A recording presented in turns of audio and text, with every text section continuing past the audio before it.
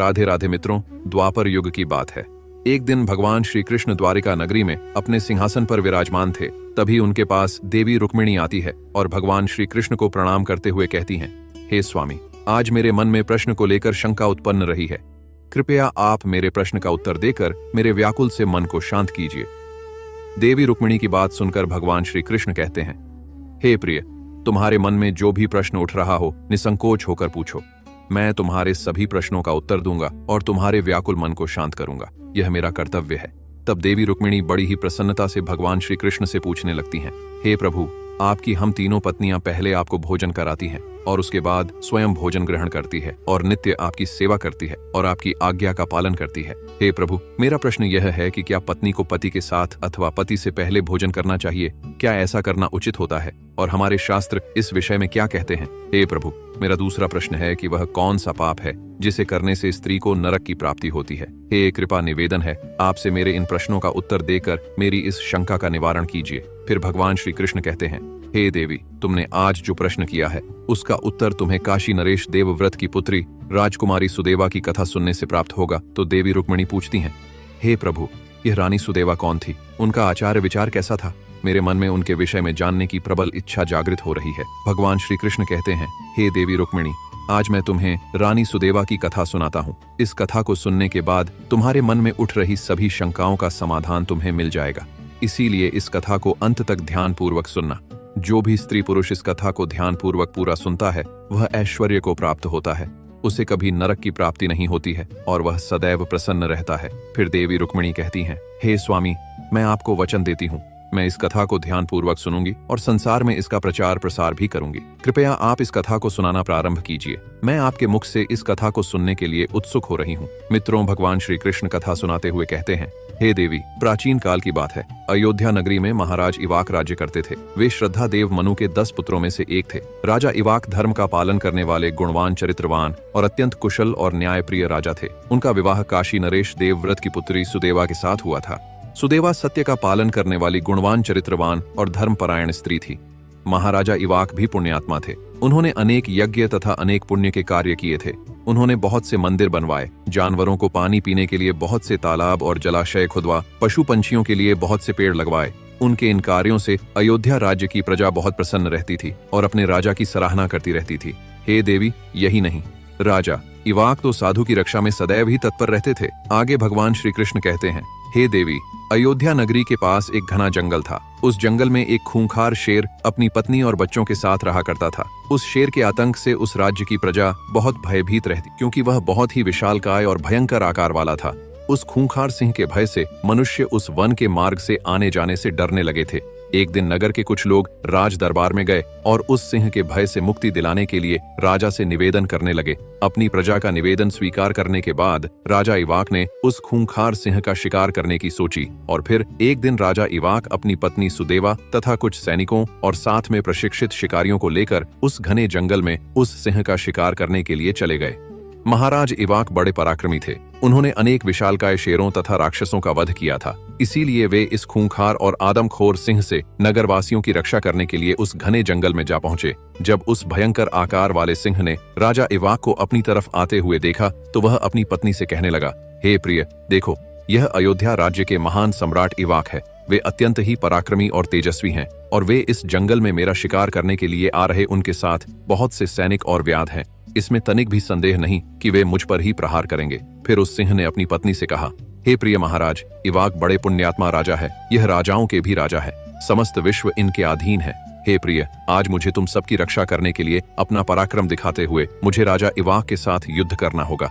अगर युद्ध में मैंने इनको पराजित कर दिया तो तीनों लोकों में मेरी कीर्ति फैलेगी और हम सबकी जान बच जाएगी। और यदि युद्ध करते हुए मैं इनके हाथ से मारा भी गया तो मुझे इस सिंह के जन्म से छुटकारा मिलेगा और मैं स्वर्ग लोक को चला जाऊंगा और मेरे सभी पाप धूल जाएंगे।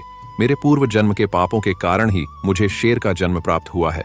हे प्रिय, तुम मेरा मोह छोड़कर हमारे बच्चों को लेकर यहाँ से चली जाओ और किसी गुफा में जाकर छुप जाओ, क्योंकि अब समय आ गया है कि मैं अपने पूर्व जन्मों के पापों से मुक्त हो जाऊं। जब महाराज के बाण मेरे शरीर को घायल कर देंगे तो एक एक बाण से मेरे पूर्व जन्म के पाप नष्ट हो जाएंगे। फिर उस शेर की पत्नी बोलने लगती है, हे प्रिय वर, आपके बिना हम कैसे रहेंगे? हमारे बच्चे आपके ही पराक्रम और साहस के कारण इस वन में निर्भय होकर विचरण करते हैं। यदि आप नहीं रहेंगे तो मैं इन जंगली जानवरों से अपने बच्चों की रक्षा कैसे करूंगी? आपके कारण यह स्वतंत्र रूप से इस वन में विचरण करते हैं। आपके डर से कोई भी जानवर इन पर हमला नहीं करता है और आपके भीषण रूप को देखकर कोई भी शिकारी इस जंगल में शिकार करने के लिए नहीं आता है। और अपने सामने खड़े सिंह और उसके परिवार को देखकर राजा इवाक पहले तो आश्चर्यचकित हो जाते हैं, फिर वह कुछ देर सोचने के बाद योद्धाओं को उस शेर का शिकार करने के लिए आदेश देते हैं। वे सभी बलवान शूरवीर योद्धा हाथ में तलवार और भाले लेकर शेर और उसके परिवार पर आक्रमण करने लगते हैं। फिर सिंह और राजा के सैनिकों के बीच भीषण युद्ध होता है। सभी एक दूसरे पर भीषण प्रहार करने लगते हैं। शेर अपने खूंखार दांतों से सैनिकों को मारने लगते हैं। उसके जवाब में सैनिक अपनी तलवार और भालों से शेर और उसके परिवार को मारने लगते हैं। इस युद्ध में शेर के कई बच्चे मृत्यु को प्राप्त हो गए और कई बच्चे घायल हो गए और महाराज के अनेक सिपाही भी मर गए और घायल हुए। अब केवल वह शेर, उसकी पत्नी और उसके कुछ पुत्र ही बचे थे। अपने पुत्रों को मरा हुआ देखकर शेर की पत्नी बहुत भयभीत हो गई और वह अपने पति से कहने लगी, हे प्रियवर, यह युद्ध करने का समय नहीं है। यदि आप चाहते हैं कि हमारे परिवार का नाश ना हो तो आप मेरे साथ इन बचे हुए बच्चों को लेकर किसी सुरक्षित स्थान पर चलिए। यदि हम लोग नहीं भागे तो महाराज हम सभी को मार डालेंगे। अपनी पत्नी की यह बात सुनकर वह सिंह कहने लगा, हे प्रिय, अगर इस समय पर मैं मृत्यु के भय से भाग जाऊंगा तो मेरे सिंह जाति की प्रसिद्धि नष्ट हो जाएगी। इसीलिए हे प्रिय, तुम हमारे बच्चों को लेकर यहां से चली जाओ और सुखपूर्वक जीवन व्यतीत करो। इतना सुनकर शेर की पत्नी बोली, हे नाथ, मैं आपसे बहुत प्रेम करती हूं। आपके बिना मैं कैसे जीवित रह सकती हूं? आपसे इतना प्रेम और आदर सम्मान पाकर मैं आप पर मोहित हो गई हूं और आपसे मेरा मोह कभी नहीं छूटेगा। इसीलिए मैं अपने पुत्रों के साथ आपके सामने ही प्राण त्याग दूंगी, किंतु आपको अकेला छोड़कर नहीं जाऊंगी। फिर वह शेर और उसकी पत्नी दोनों ही महाराज से युद्ध करने के लिए आगे आते हैं। वह सिंह भयंकर गर्जना करता हुआ राजा इवाक को युद्ध के लिए ललकार लगाता है और अपने सामने आते हुए बड़े बड़े वीर योद्धाओं को अपने दांतों से तिनके की भांति उठाकर फेंकने लगता है। अपने सैनिकों को उस सिंह के प्रकोप से मरता हुआ देखकर राजा इवाक को क्रोध आ जाता है और वे क्रोधित होकर अपना धनुष उठाते हैं और उस पर तीर का अनुसंधान करके उस सिंह पर छोड़ देते हैं। वह दिव्य बाण उस सिंह के शरीर में घुस जाता है और वह सिंह जमीन पर गिर जाता है। जमीन पर गिरते ही उस सिंह के प्राण निकल जाते हैं और देवलोक को चले जाते हैं। फिर राजा के सैनिक अपने हाथ में तलवार और भाले लेकर उस सिंह की पत्नी को मारने के लिए उसकी ओर जाने लगते हैं। तभी शेर की पत्नी अपने बच्चों के सामने खड़ी हो जाती है और बच्चों से कहती है, बच्चों, मैं जब तक यहाँ पर खड़ी हूँ तुम यहाँ से भाग जाओ, अन्यथा तुम सब इन दुष्ट सैनिकों के हाथों मारे जाओगे। अपनी माँ की बात सुनकर उसके बड़े बेटे ने कहा, हे माता, अपने प्राणों के भय से मैं आपको मरने के लिए छोड़कर कैसे भाग जाऊं? अगर मैं ऐसा करूं तो मुझ पर धिक्कार है। मैं युद्ध में शत्रु को परास्त करूंगा। तुम अपने बाकी पुत्रों को लेकर यहां से चली जाओ, मैं इनसे अकेला युद्ध करूंगा। फिर उस सिंह की पत्नी ने कहा, मेरे पुत्र, मैं तुझे अकेला छोड़कर कैसे चली जाऊं? इतने में ही राजा के सैनिक उनके पास आते हैं और उन पर प्रहार करने लगते हैं। शेर का बड़ा बेटा युद्ध करता है और बहुत से सैनिकों को मार गिराता है। तभी राजा इवाक आगे आकर उस सिंह के बड़े बेटे को भी मार डालते हैं। अपने पुत्र को मरा हुआ देखकर शेर की पत्नी बहुत क्रोधित हो जाती है और गुस्से में उसने बहुत से सैनिकों को मौत के घाट उतार दिया। इस घटना को महारानी सुदेवा देख रही थी। तब वह महाराज से कहती है, हे महाराज, शेर की पत्नी क्रोधित होकर हमारे सैनिकों को मार रही है, आप आगे चलकर उसका वध क्यों नहीं करते? महारानी की बात सुनकर महाराज इवाक कहते हैं, हे प्रिय, यह एक स्त्री है और शास्त्र धर्म के अनुसार मेरा धर्म कहता है कि स्त्री पर प्रहार नहीं करना चाहिए। इसलिए मैं इस सिंह की पत्नी का वध नहीं करूंगा, क्योंकि स्त्री का वध करने से महापाप लगता है। इसीलिए मैं उस सिंह की पत्नी को न खुद मार रहा हूं और न किसी को उसे मारने के लिए भेज रहा हूं। मुझे स्त्री का वध करने में बड़ा भय लगता है। इतना कहकर महाराज चुप हो गए।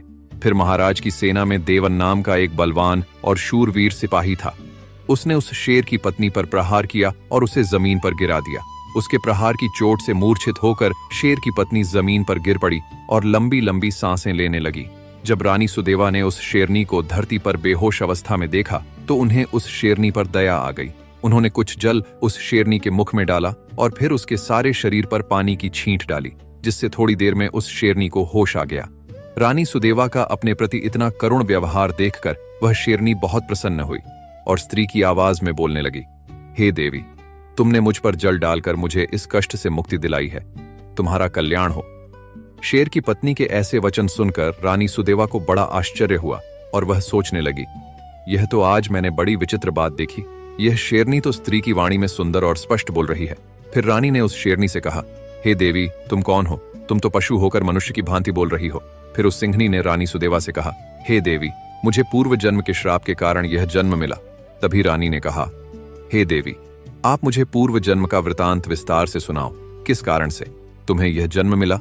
तो शेर की पत्नी अपने पूर्व जन्म का वृतांत सुनाते हुए कहती हैं, कृपया अब मुझे इस जीवन से मुक्ति दिला दो। आपने अपने पति की बहुत सेवा की है, इसीलिए आप मुझ पर थोड़ा सा पुण्य प्रदान करो। फिर रानी सुदेवा महाराज से कहती हैं, हे स्वामी, अब मैं क्या करूं? आप जो आज्ञा देंगे मैं वही करूंगी। महाराज इवाक बोले, हे प्रिय, ये बेचारी बहुत दुख उठा रही है, तुम अपने पुण्य से इसका उद्धार करो। महाराज की आज्ञा लेकर रानी सुदेवा ने उस शेरनी से कहा, हे देवी, मैं अपने किए हुए पुण्य में से तुम्हें 2 वर्ष का पुण्य तुम्हें प्रदान करती हूँ।